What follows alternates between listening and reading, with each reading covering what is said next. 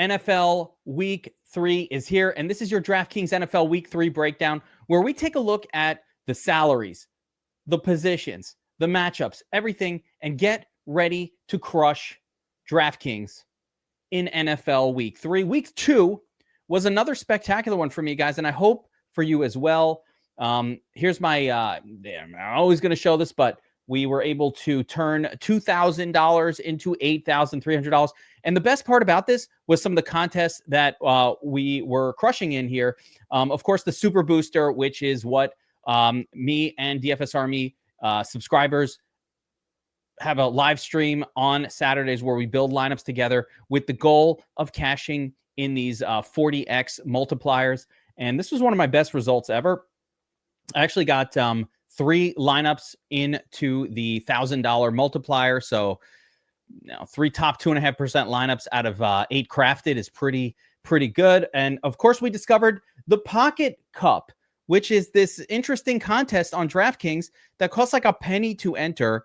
You do 150 entries for $1.50, or I think I did one here that might have been like a quarter or something like that. They don't get that expensive. They're a quarter. They're a penny to enter.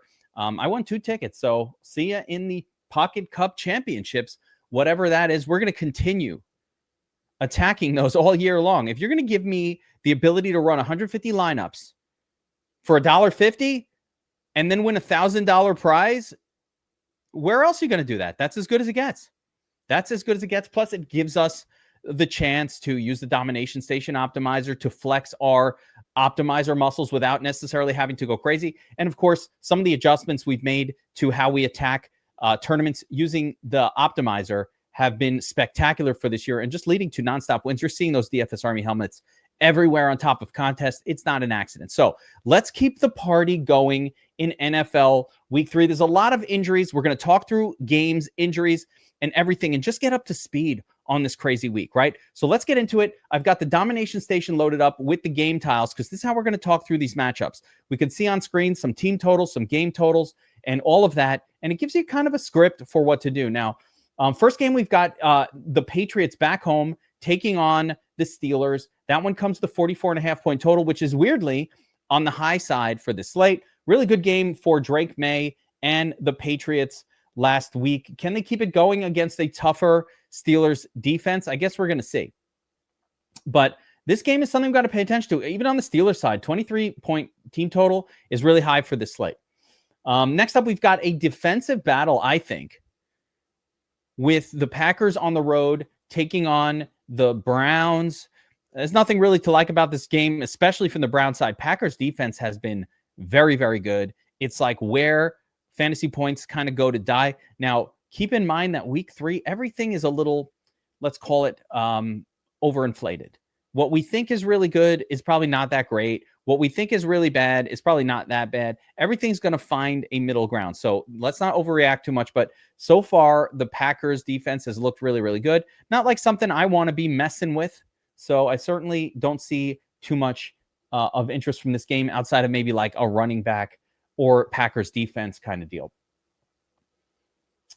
Texans at the Jaguars. Texans are another team defensively. They're just really good defense. We saw on Monday night, the Texans pretty much able to slow down that Bucs defense just enough to like mute all the fantasy scoring and just make it not really that great. That's what I mean, that could continue to happen here. I hate to say it, but this game, I guess, carries some interest from just like the Jaguars are an interesting offense point of view. What's not interesting for me is the Texans offense. Gross. Rams traveling to Philadelphia to take on the Eagles. Eagles 24-point total in that one. Jalen Hurts let us down last week a little bit, but you know what? That's how it's going to go. We knew that that game against the Chiefs was going to go one of two ways, and one version of it was going to play out where both really good defenses hold the other team down, which is what happened. There was another version of that game that could have played out where it went bananas, and so it's worth always having exposure there.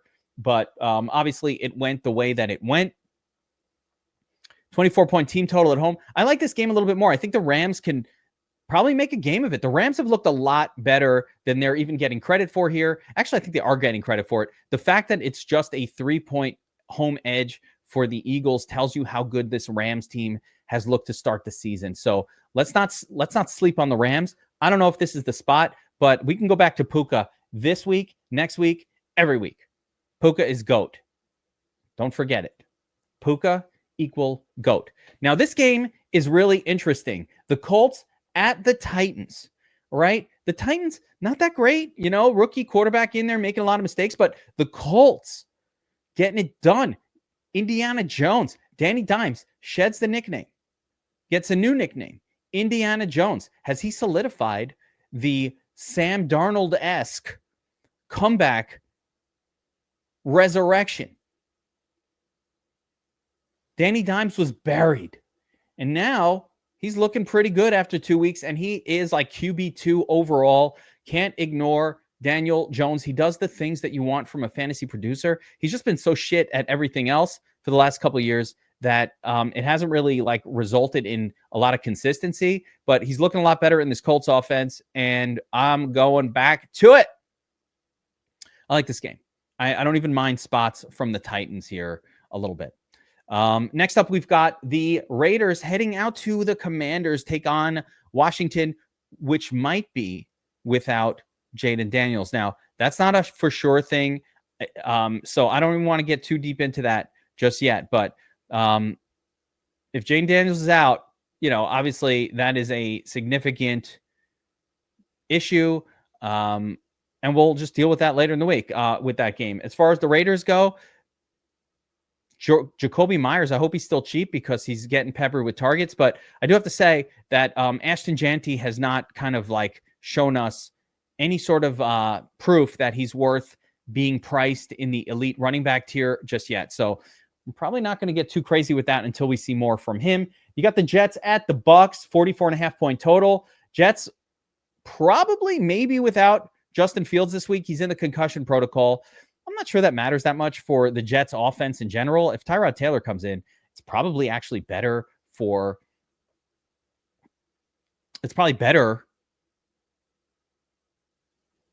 Wilson to have Tyrod Taylor there. So, all right, fine by me. And as far as the Bucks go, I'm going, right back to that offense that seems to be working. Bucky, Igbuga, Mike Evans. Mike Evans probably get shut down a little bit by Sauce Gardner, which makes even more goodness for Emeka Igbuga and company. I like that game. I like the Bucs side of it. I don't mind both sides. Another one that could be interesting here, Falcons at the Panthers. What do we know about the Panthers? Josiah would tell you, always play running backs against the Panthers. Bijan's really good. He's not that expensive, so that's an interesting one. Rest of the Falcons, yeah, I think this is one of those games that could blow up, and I don't mind game stacking this one. I know it's got a 43.5 point total. I know it's low, but it's actually one of the higher totals on the slate. This reminds me of this kind of slate here with all these 45 and unders. Almost reminds me of the COVID era where all the games were low scoring. There's no quarterbacks. But I guess it's relevant because a lot of the quarterbacks get injured. Speaking of injured quarterbacks or broken ones or injured ones or whatever you want to call them, the Bengals take on the Vikings at the Vikings. Burrow done for at least 3 months with the turf toe. It's the Browning season for the Bengals. Not good. Bengals, Browning, not that bad. Don't get me wrong, but it's not a good scene. And for me, while I do think their, super studs will still be fine, is Jamar Chase going to deliver most expensive wide receiver on the slate level returns with a backup quarterback in there? That remains to be seen. I'm leaning no. On the Viking side, it's a mess right now. JJ Mack, not looking good. It's just a mess there. The most interesting player in this game to me is Mason, with Aaron Jones out most likely for the Vikings, and Mason gets a full run against a terrible Bengals defense. That's a spot that might be interesting, but I definitely, yeah. And as long as the Vikings are favored, we get a favored running back for cheap, hopefully. I think that'll be interesting. We'll have to see what the pricing looks like. Saints at the Seahawks. Seahawks defense in play.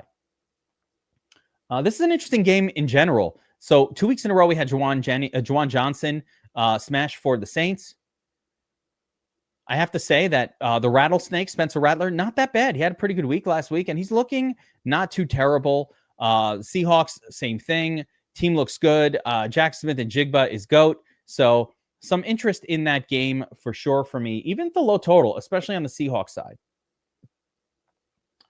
Divisional rivalry, Broncos at the Chargers. Broncos defense, not that scary so far to start the season. Certainly not that scary on the road. Chargers offense, very scary and very good. So this game figures to be, I mean, it's the second highest total on the slate. It's a very interesting game. I think Bo Nix, I can't wait to see ownerships because Bo Nix will be somebody that I'm interested in for this one. I think we go right back to Herbert, who was not even on my fantasy DFS radar pretty much for the last 2 years. So put Herbert back in the game. We're going to be playing him. Next up, we have the big one. Dallas at Chicago. Dak Prescott coming off the monster smash. Not just a regular smash. They did the monster smash, right? Crazy game, big points, all that goodness. Chicago, a little disappointing at Detroit, got a beating put on them. What does it mean? Well, it might mean that both of these defenses suck, right? The Giants put up like 40 on Dallas, and the Lions, who are very, very good, just put up 40 on Chicago. Bad defenses, high total game. This is what I'm looking for. I just hope the ownership is low. Boner alert.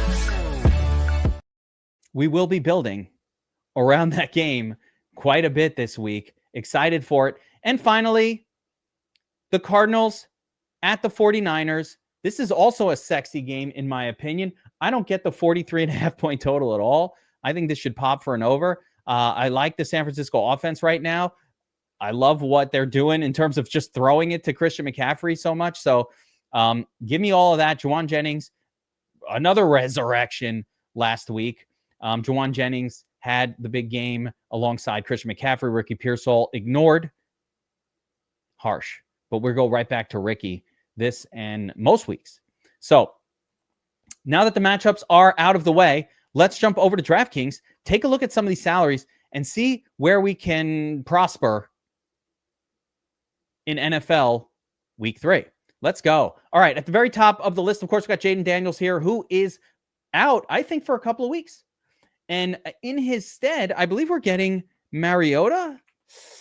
Oh, man, Mariota. Has he ever had a good game? Yes. Can we play him this week? I think yes. So we'll see. But I actually think Mariota at 4K is going to be someone to pay attention to. It's such a good matchup against the Raiders. Mariota may have played for the Raiders. I don't remember, but it's very possible he did for a little bit. So, yeah, we're going to play some of that. The Raiders side, the most interesting piece is definitely going to be Jacoby Myers, who has been perennially underpriced so far to start the season. Let's see if that continues. Washington side, do they lean heavier on Ja'Cory Crockett-Merritt with Austin Eckler out? Could be interesting. But as far as the quarterback situation goes, yeah, I think we can target Mariota a little bit in some lineups this week. Oh, keep on going here. We got Jalen Hurts at home against the Rams. Yeah, tough spot, but Hurts is always a viable play. Baker Mayfield at the Jets. Sure.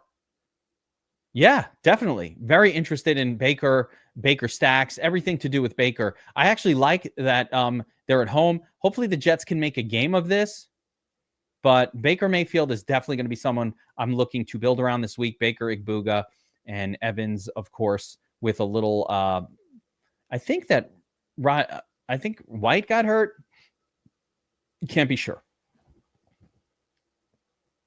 Joe Lowe at Cleveland. Jordan Love has not really shown much ceiling. Not interested. Justin Herbert, though, has shown some ceiling. Couple of quality games to start off the season.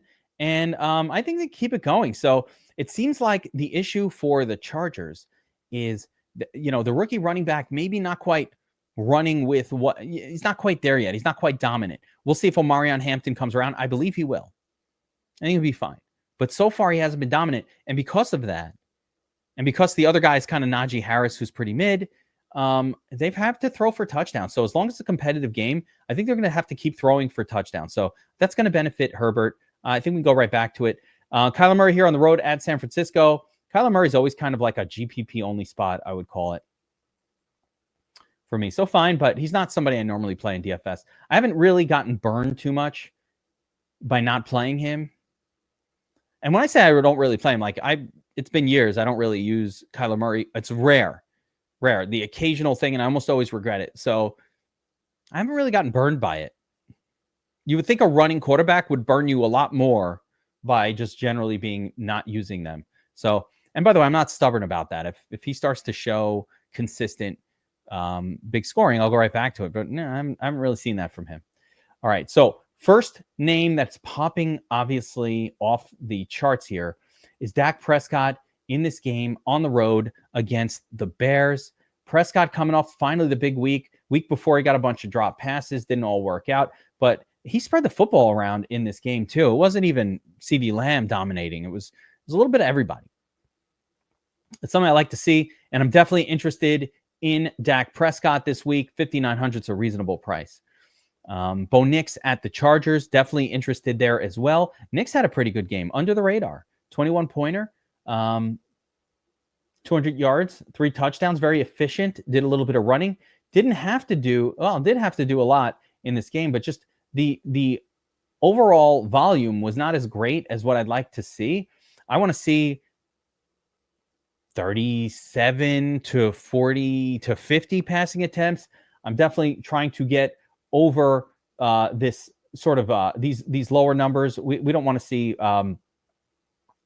where's the attempts? Yeah. He had 30 passing attempts, not enough. I want to see 40, even 50. And that's where you get those blow up games, but those will happen. And it could happen here. I could see both these teams putting up a lot of points. This divisional rivalry, yes, it could be defensive matchup too. That's in play, but there's a version of this game that plays out where it's not that way. Matthew Stafford coming off a pretty good game. Toughest challenge, of course, of the season for Stafford on the road at the Eagles. I don't really like the spot. So I'll have a little bit, maybe, probably not. Realistically, probably not. I don't like the spot. I'll tell you which spot I do like, though. The Bears at home against Dallas. Dallas has shown us. You saw the Giants, a not very good offense, lit them up last week. Lit them up. I'm going right back to that. Caleb Stacks, Rome, DJ Moore, whatever. Easy stack. Bring it back with CeeDee Lamb or Javonte Williams. We're going to build stacks around that game, of course. You can't be unique. Everybody's going to be on that game. So the way to get unique is to maybe overstack it with some big game stacks. So that's what we're going to do week 3, I'm sure. Let's see what the ownerships are, but that's kind of the lean early. But I do have some other sneaky plays. So let's keep going. Browning at Minnesota? No. Penix at Carolina? Maybe. Penix coming off of the rough game, rough outing, 5-pointer. Oh, no, he sucks now. No, he doesn't suck now. He's still fine. He's good. And at this price, we don't need that big of a score. So I will have some Penix in my life week 3. Stack him up with Drake London, Darnell Mooney. Like, he's got the weapons back. I really like the spot. Browning, Minnesota, no. CJ Stroud, prove it. I can't trust CJ Stroud as a DFS quarterback, much like some of these other names. He's going to have to prove it to me. And the only thing that's really good here is his salary is finally coming down to a level that's more appropriate. I still think it's too high. I can't remember the last time CJ Stroud put up 20 plus. It was like 2023. It really was. I think he had one 20-pointer all of last year. So it's just not what they're doing is not producing big fantasy production. Certainly everybody's viable in a big GPP, but I don't like it. What I do like, though, is Danny Jones, a.k.a. Indiana Jones, who is now 2 weeks in with 25 plus points both weeks. Those are 5x scores. Look at all the rushing yards, the touchdowns, 2 rushing touchdowns, 1. This guy gets it done with the legs. He gets it done everywhere. And as long as he's not being pressured heavily by opposing defenses, he tends to put up a decent score. Now, the Titans have a pretty good defense. They can pressure the quarterback and all of that. But you know who also had that? Denver. And it didn't really make a difference last week. So I'm going to keep going to Daniel Jones until they raise up the price or until he proves that I'm wrong about what's going on here. Trevor Lawrence, Caleb above him, but Danny Jones in that mix bigly. Trevor Lawrence also coming off a decent game, 21.25 points. Not bad. Got that 40-plus passing attempts that we want to see. Tougher matchup against Houston here. I don't love it. Tougher matchup. At least they're at home. Drake May at home against New England. Another spot not to look at the game Drake May had last week. 26.3 fantasy points. He's got 10 rushing attempts and a rushing touchdown in that game. The passing yardage was wildly efficient, threw for a couple touchdowns as well. That was a high-scoring affair, and it really took all that to drag the 26-pointer out of Drake May. I hope it's kind of like popping the, like breaking the seal, so to speak. It's like when you're at the bar, you drink a beer, holding it in, 3-4 beers in, you're like, all right, I gotta take a leak. And you finally go, it's 2 hours in at the bar. And then 5 minutes later, you got to go again. It's like, how the hell did I hold it for 2 hours, 5 beers, and then I got to go again? You break the seal. Drake May breaking the seal of 25-point fantasy production, right? He hadn't been doing it. 22, 18. He broke the seal. Can he keep it going now that the seal is broken? It's going to go right back to the bathroom 5 minutes later. What the hell's going on here? That's like if he does it again this week. It would be breaking the seal. It's a perfect analogy. I'm interested in Drake May here. He's not the easiest quarterback to stack, though. I will say that. Fields, concussed. Don't know if he's going to play. Aaron Rodgers, not somebody I use in fantasy. Let's see what he did. Yeah, all right. Week 2, 12, went back to his usual self. We aren't using him in fantasy. Geno Smitty put up a 6-bird. Looked terrible at home against the Chargers. Are the Chargers a good defense? Maybe. Looked really bad. I don't know if I could go back to it. Matchup's fine, but I don't think I'm going back to it. Darnold at home against New Orleans. Darnold kind of doing his thing. I don't see Darnold as the kind of quarterback that's going to prosper in a possible blowout against the Saints. So really not super interested there. Mac Jones, big game, 4K guy, got a little chalky by the end of it. You needed to double stack him, but it worked out really well. Double stack with Christian McCaffrey and Jawan Jennings. I'm going back to it this week if he starts again. If he doesn't start and it's Purdy, I'm almost less interested because Purdy is so much more expensive. But I like Mac Jones down here, and I don't think it's any real difference from him to Purdy. Bryce Young, big game, week 2. Did he fix the problems? 55 passing attempts. The team was kind of playing from behind a little bit. Did he fix the issues? I don't know. Rattlesnake, also big game, week 2. 25-34, 207 passing yards. Ran for a little bit. Not somebody I'm excited about, but there's some mild interest there. There is a player, though, down here that I want to get to. Cam Ward, no. Tyrod Taylor, you know what? If he starts for Fields in this matchup against Tampa, I'm somewhat interested. Yeah, I'm going to be interested in him. So we'll get some Tyler, if he starts, yeah, we're going to be interested. Anyone else? No. All right. Let me just load up the domination station, and I'm going to go load up the QB and sort by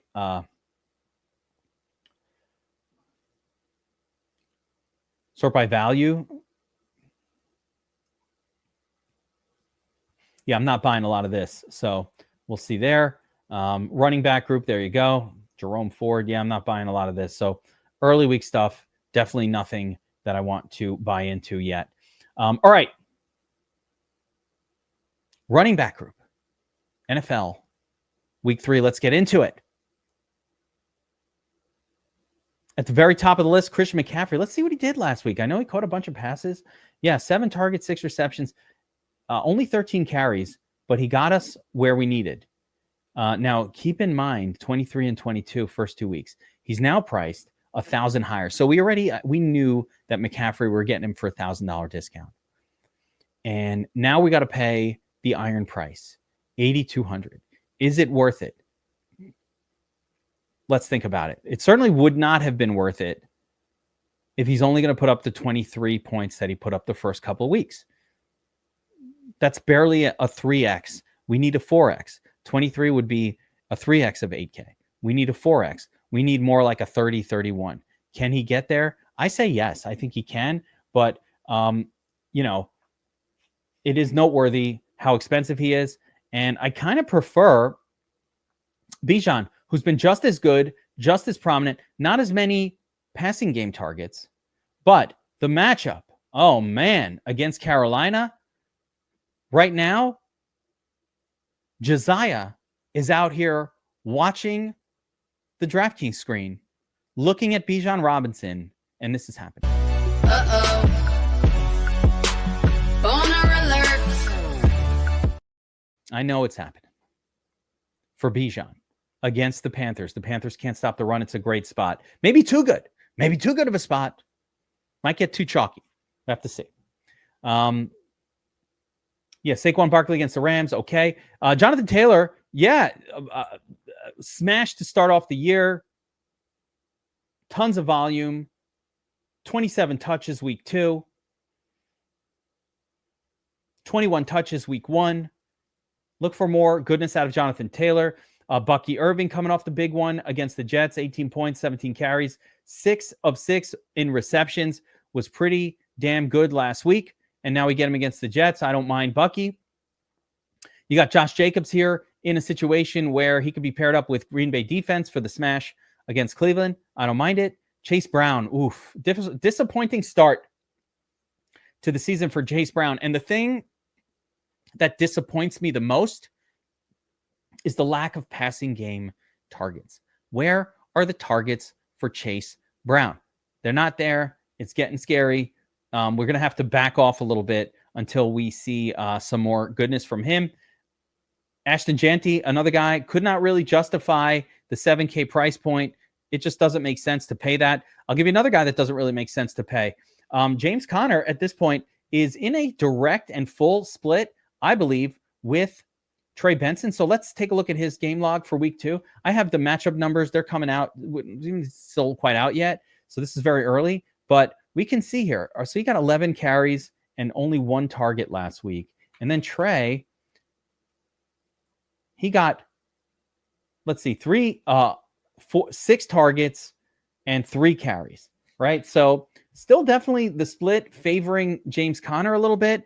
But just keep in mind that when James Conner was delivering those 30-point days, there was no split. He was just getting all the work last year. And now with him in this split situation, I just don't like it. I don't like it. And I'm not going to do it. We were off him last week. It worked out just fine. We're staying off. Kyron Williams also, this guy was popping in, his props were just popping like crazy. And I don't understand why. They're not really throwing a lot to Kyron. The volume is there and he's doing fine, but I think he's a fine play basically at 6,400, but maybe not a standout play. And certainly the Eagles defense is nothing that I want to attack with any kind of players. So I'm going to probably pass on Kyron this week. Alvin Kamara, again, we haven't played him yet so far this year. He does pop in projection models because of all these, because his total receiving numbers is always high. Like his average number of receptions, like it's going to be over or under 4.5 receptions, which is always going to look good for a running back. Can't complain at all about what he did last week. Yeah, he was really strong. I actually don't mind. I actually think this might be the spot to go to finally maybe pick up some Kamara shares, right? Saints have not been, Seahawks have not been very good versus the run. And he continues to get a ton of target So at some point when he gets the touchdown, it is going to look a lot better. Again, the average 15.4 for the first couple of weeks. You add a touchdown in, we're at 21, 6, 12, 18, 24. So we're really close to 4x with him. All he needs is the touchdown. Yeah, I don't mind him. It's weird. It's weird. It feels weird to say it. So I'm not a Kamara guy. Chuba Hubbard, the volume hasn't been there, but he's been getting it done anyway. 19 points, so still very workmanlike lunch pail scores for Chuba. You're happy if he's on your team right now. Do I like him at home as an underdog? I have to think about that one. I'm not sure yet. Javonte Williams, though, I do like here, and he has proven it. We told you all offseason, if you watched Best Ball Draftapalooza. As a matter of fact, almost to the point where, like, I was worried reputationally how much I pushed Javonte Williams. I don't understand why a starting running back with no competition for touches is going around 10 when, like, a mid version of a starting running back like Swift or Pacheco were going around 5 or 6. It, like, didn't make sense in the preseason.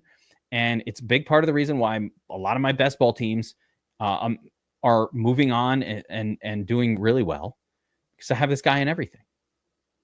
I like him. And now they finally priced him correctly, but I like him in the spot. It's a matchup I'm trying to target, so I don't mind popping him in there. See the best value at running back? Maybe. Let's see. Let's see who else is on the list here.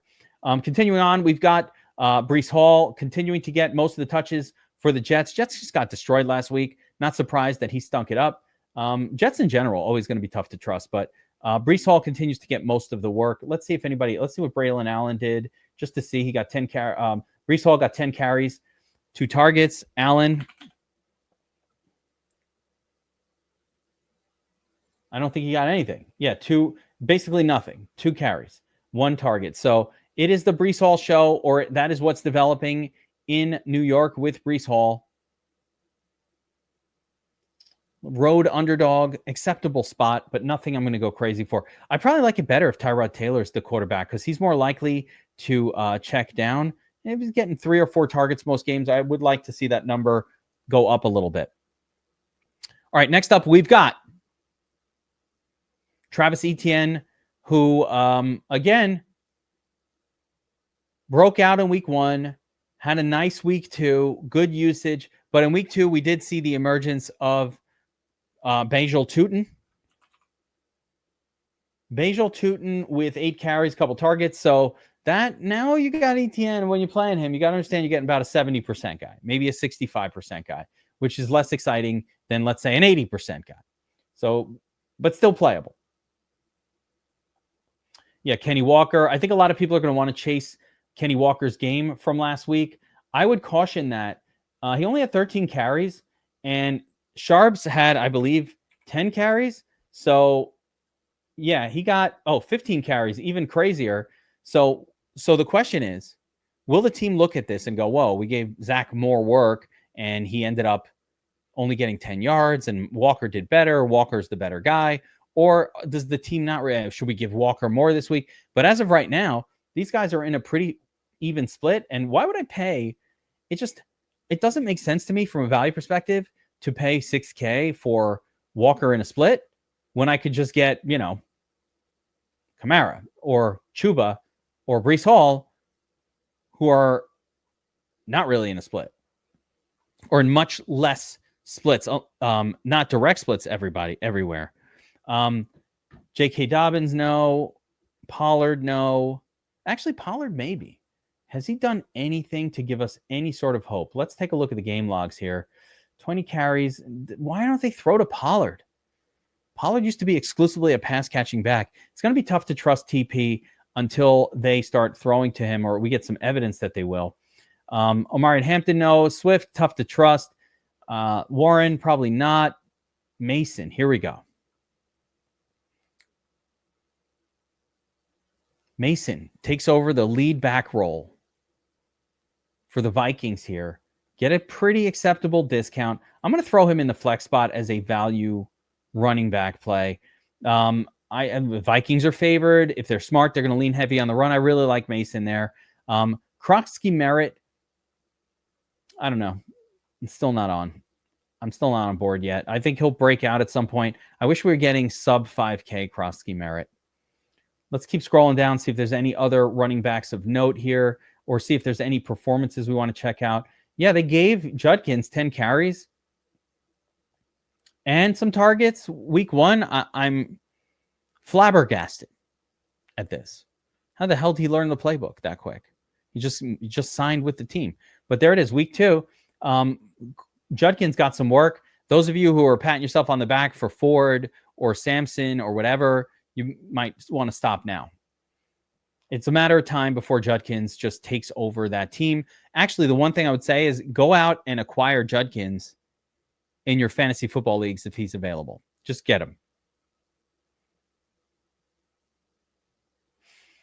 Yeah, that's going to do it for the running back position. Let's move on to wide receiver for NFL Week 3. Of course, if you think I missed a running back, or who do you like at running back? Who's your core for NFL Week 3? Let me know in the comments. All right, so moving on to the wide receiver position, starting at the top, Jamar Chase at this point with Browning. Can you justify a 9K, an 8K price tag? I say no. You might be like, well, he had a big game last week. He did have a big game, and it did justify it. So, and a lot of times that QB1 will target the WR1 relentlessly, as we saw Browning do last week. So why am I skeptical here? Listen, that was a one-game pop, and it's fine. But I think overall, this idea that a backup quarterback can sustain an 8K player, he needs a 32. He needs a 30-plus point performance to sort of be reasonable here. I don't think it's going to be happening that often. Now, on the flip side, we've got Caleb Williams, and we've got this sexy game of the week here with Dallas and Chicago. Chicago just lost their top defensive back for a long period of time. They don't have anybody who can cover CeeDee Lamb. So I'm going to plug in CeeDee Lamb. Normally, I don't plug in to this first lineup that we put together here. I normally don't like to plug in expensive players because it's just I'm looking for value, but I love Lamb this week. I like this spot. I like that game. So we're going to keep emphasizing that Dallas versus Chicago is a really good game to target. I continue on. Puka Nacua is the man. 27 points last week, 26 points the week before. He is the man, and we could go to him every single week. All right, let's be clear on it. Every week. Flip side, Justin Jefferson, no bueno. I warned you guys during best ball season about Justin Jefferson. Not that Jefferson's any less good, but the problem is he's got a quarterback that's a rookie or a young player. We have no idea if he's good. And everybody said, all the pundits, they all made fun of me. They said, what do you know? See, he was fine with Darnold. He's going to be great. It doesn't matter who's the quarterback. It's Justin Jefferson. They speak like that, the pundits. Well, okay, how's that working out? Why would I pay first round price point for a wide receiver tied to a rookie or a guy who's a mystery when the next best guy is? I feel the same about Chase. Like, yeah, he could pop, but like Puka Nacua is available, and his quarterback is Matthew Stafford, not some random rookie. Justin Jefferson, 7,500, fine. He's probably going to be fine, but there are players available called Puka and CeeDee Lamb who are better plays for the same price. That's it. Nico Collins coming off a decent game. This could be the spot for Nico. They tried to get him the ball. 3 receptions, 9 targets. Obviously, CJ Stroud does not look good out there, but that could change on a dime. So Collins, you got to go back to these guys who are studs off a dud. Eventually it works. Obviously, it's not going to work in this lineup, but Nico Collins I'm interested in. Ladd McConkey is not proving himself to be a much better fantasy asset than Quentin Johnston or Keenan Allen. And I think Keenan Allen on this team, I was worried about it. And the reality is Keenan Allen is destroying a lot of the Ladd McConkey value. So I'm not touching Ladd up here. There are cheaper versions of him that we can get a little bit later in this breakdown. Mike Evans, though, yeah, all right, fine. The pop game is coming. Has it happened yet? No, they try to make it happen this past week. He had a really tough matchup against Stingley, against Houston, and a tough matchup against Atlanta. So we got to catch Mike Evans in a week where he's not going up against like an elite defensive back. And this week he does have one. I do kind of think that Sauce Gardner is that. So I'm interested, but not super interested. I'd rather play some of these other names like Jackson Smith and Jigba, who is seeing a massive target share, 9 targets week 2, 13 targets week 1, putting up monster scores. Put him in your lineup. Put him in your lineup. This is the guy. This is the guy. Put him in your lineup.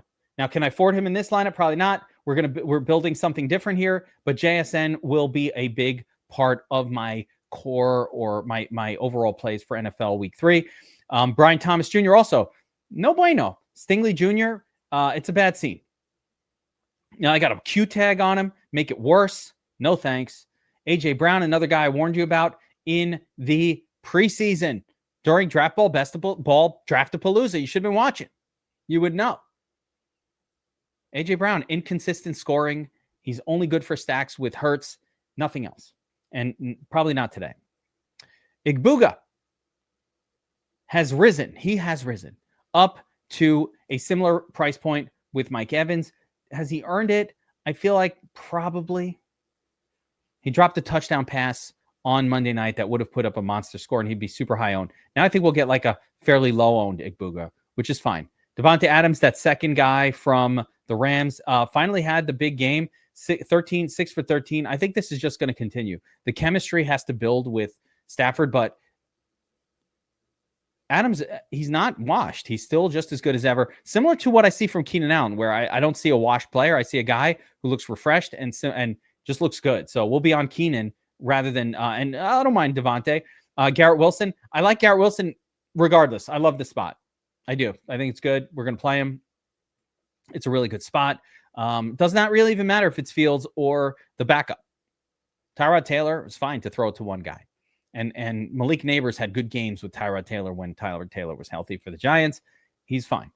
Deebo Samuel looks like the best wide receiver on Washington right now. But I'm not into this whole scene with backup quarterbacks. So I'm probably not going to be all over that one. T. Higgins, no. Cortland Sutton, acceptable. Drake London, interesting play with Penix, and even as a standalone play. Has not really broken out yet this year. But, you know, he had the targets were there week 1, and I think we could see a little more of that here. So, yeah, we go right back to Drake London. George Pickens definitely in play as part of the big game of the week. 9 targets last week. That's a lot of where Dak went with the ball. I said he didn't go to CeeDee Lamb. He went to Pickens. He went to Tolbert or Tolkien or J.R.R. Tolkien. I don't even know. Tolbert, and I can't remember the other guy. Can't remember. But, yeah, Pickens playable. Tet McMillan, love him. 10 targets, 6 receptions. Was in my tournament-winning lineup last week. The salary's going up and up, but he still remains the focal point of the passing offense for Carolina. And this game is just going to be more exciting. This game against the Falcons, I think, is going to be better for the Panthers. They're at home. I like Tet McMillan in this one. Home stud wide receiver. As of right now, if you had to redo the sort of like draft or hindsight of where the rookie wide receiver group kind of is set up, and if we're just looking at the high end ones, because there's some interesting like lower end wide receivers that are popping a little bit, but I would say Tet McMillan number 1, Igbuga 2, and maybe Travis Hunter 3 at best. Like if you could do it again, that's what it probably would be. Who else was a rookie wide receiver? I can't remember. Yeah. Golden, Matthew Golden. I'm already forgetting about these guys. Like, nope. Any other first round rookie wide receivers? No. Can't remember. Guys, continuing on through the wide receiver group, who are your favorite wide receivers for NFL Week 3? Let me know in the comments. All right, give me those ideas. Maybe your ideas will pop up in a later video. I read them all. I read your comments. I'm like, oh man, that is a good idea. And maybe I bring it in to the core plays or the stacks or on tournament tactics. Maybe it's like, hey man, somebody mentioned this and they made a good point. So put your ideas in the comments and let's get some conversation going around DFS. Let's crush it here, guys. Get the conversation going.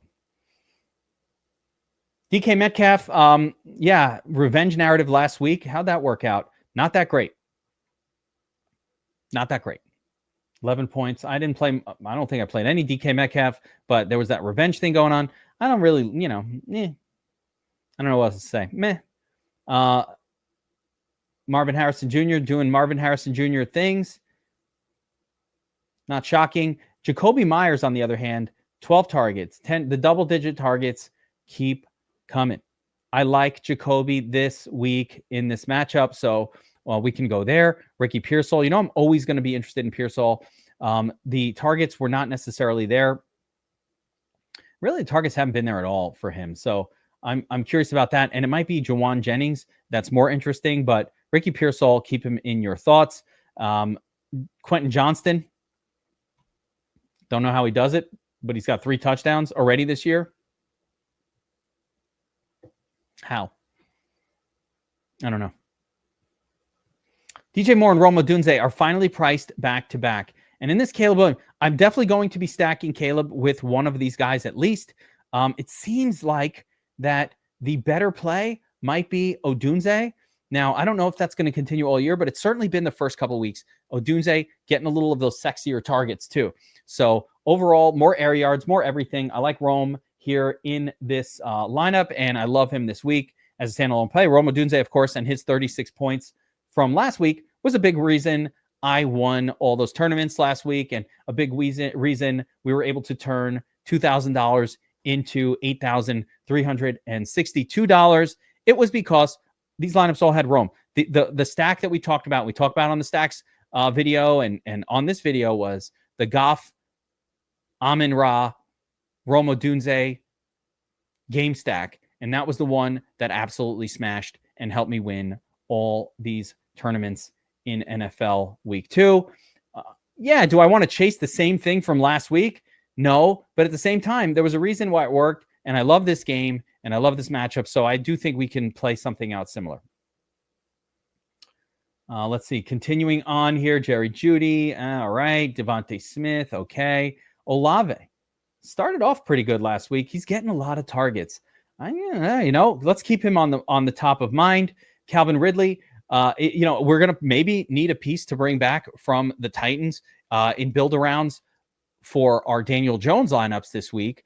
And Ridley and also Alik Iomanor are the 2 pass catchers for the Titans that are popping. Alik has been getting all the fantasy production so far. He's the rookie.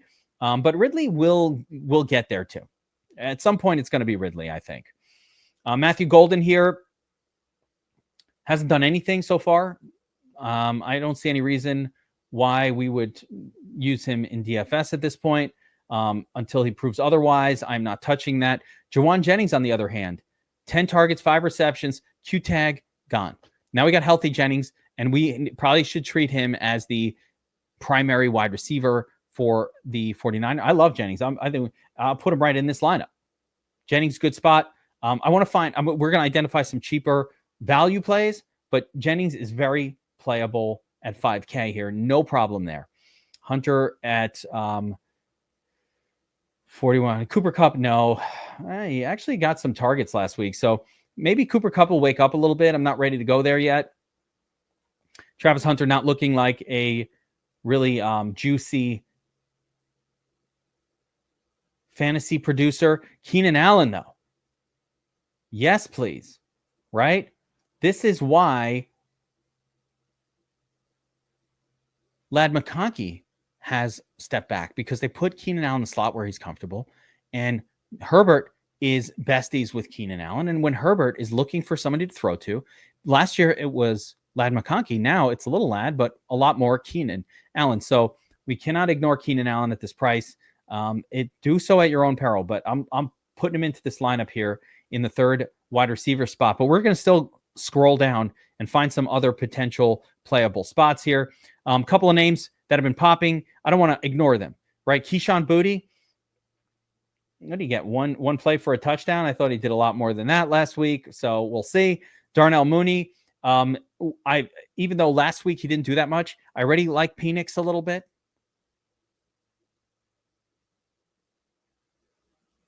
So why not? Why not pair it up with Mooney?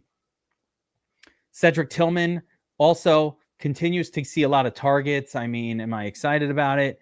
No. And his matchup is great. No, but at least he's getting targets, and that's cool. Josh Downs, have to keep him in mind. At some point, he will have his game. Yeah, 8 targets, 6 receptions. Coming into the season, I had Josh Downs ahead of Michael Pittman as sort of the WR1 for his team. If we're going to play, he's more of a piece I'll only play with Daniel Jones, but still I'm interested in stacks. De'Ami Brown's had a good start to the season as well, getting targeted, putting up some fantasy production. I mean, he's outscoring Brian Thomas Jr. Can that go on all season? I say no. But, for now, can't deny that that's what's happened. I mean, just looking to see if there's any other pay down options here. Franklin, maybe. So, Troy Franklin, 9 targets, 6 targets week 1, 9 targets. Is it a real thing? Do you guys think the Troy Franklin thing is real in Denver? Is he the guy? 8 targets, 9 targets last week, 6 targets the week before. Is this our guy? And compare him to, and they didn't really give him a salary bump. We got a salary discount with Marvin Mims. Marvin Mims not seeing that volume. Got the touchdown, the big play. I talked up. Marvin Mims made my sheet last week, and actually one of you guys in the comments said, "Dude, don't sleep on Franklin." I said, "Who the fuck is that guy?" Right? I didn't even know who Franklin was. I did, but not really. And then I saw, he got 4 targets or 6 targets week 1. All right, well maybe that was a fluke. But now he absolutely was the focal point in week 2.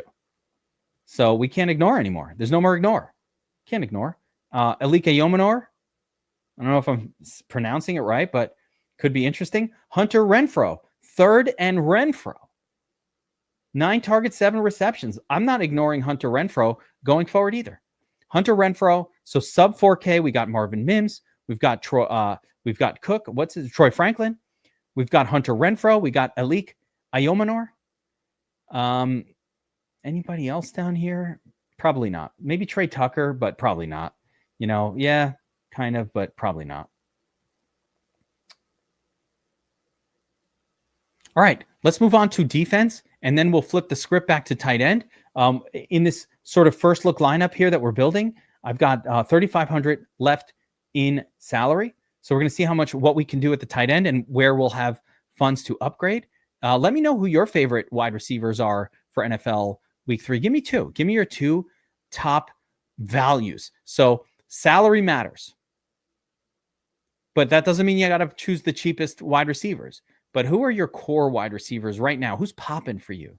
Who are you willing to put more than 50% of your weekly exposure on? That's how we're taking down those 40x super boosters. Got to build around a core, a strong core, and when it hits, you can hit in multiples of them, like we did the last 2 weeks. Will it keep happening? Statistics say no, but I say, who knows? Let's keep it going. All right, let's jump over to team defense, and it's pretty gross. I'm actually going to plug in Cleveland as like a super cheap $2,200. Who gives a shit? I'll probably take a 0, but at least they're at home defense. So cheapest viable, I'm going to call it Cleveland. And part of the problem is, as I scroll up, there aren't many defenses that I'm even really interested in, right? So what do I mean by that?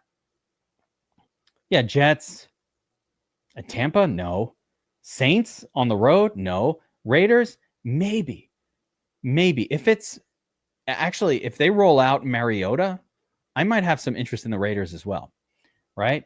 Bengals, maybe. Acceptable, right? Minnesota's offense has looked putrid with JJ McCarthy. He does not look good. So you can just target any defense against them and it's fine. Rams, no. Panthers, probably not. Titans, I'm going to give them a maybe. Again, Danny Dimes might return, but right now Indiana Jones is looking really, really good and not a turnover machine. And the Panthers defense also, what did I say? Panthers? Titans defense? Maybe. I'm giving that a strong maybe. So we have a couple of strong maybe candidates. Browns, fine, but actually now that I think about it, I'd probably feel more comfortable even with the punt putting it in like to the Bengals against the rookie, or even Titans here against dimes. But I'm going to go, for the purpose of this video, I'm going to go to Bengals here against the rookie and just, I don't know. I like the cheapest viable. I don't love those guys, though. I do like the pay-ups a little bit more. But let's continue on here. Patriots, probably not. Bears, no, right? Houston at Jacksonville, maybe. Dallas at Chicago, maybe, but that's really not how we want to build this week. Pittsburgh on the road, no. Jacksonville at home, no. And this is where it gets all weird. Cardinals, no. Even though we're going up in the salary levels, it's nothing I'm excited. Like, am I excited to play the Chargers at home? Yeah, against Denver? Not really. Commanders against Las Vegas? Not really. So even these pay-up options are not really exciting me. Eagles against the Rams? Not really. 49ers at home? No.